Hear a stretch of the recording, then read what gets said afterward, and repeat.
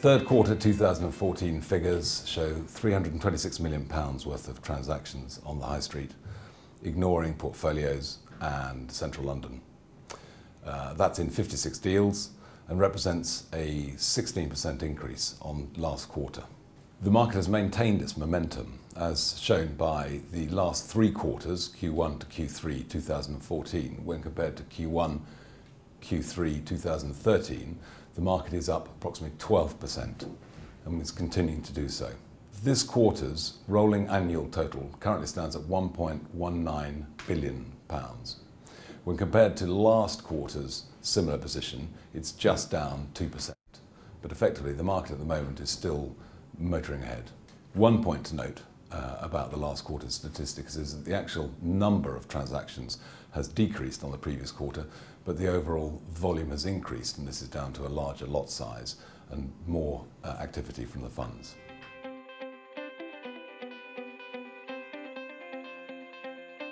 Of the 326 million transacted in the last quarter, funds and propcos were the most active, accounting for over 2/3 of all transactions on the buy side.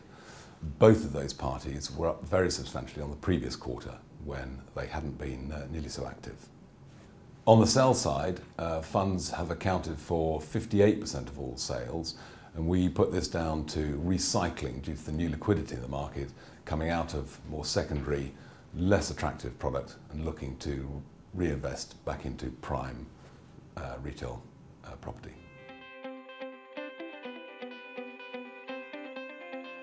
Of the last quarter, the three transactions that I think highlight larger transactions from either property co's or funds are as follows. The first one was an off-market deal in Leeds, where Debenhams was purchased by Orchard Street from Gatehouse, who bought the property approximately 2 years before. Orchard Street paid £38 million, which was 5.58%, and this represents an interesting turn for Gatehouse in the last 2 years.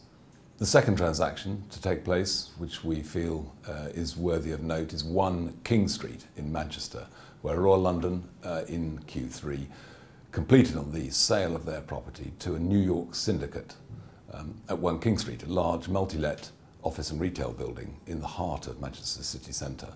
At 17 million, this showed 5.98%, well ahead of their quoting terms, and offered the buyer an interesting medium-term play, potentially converting offices to residential.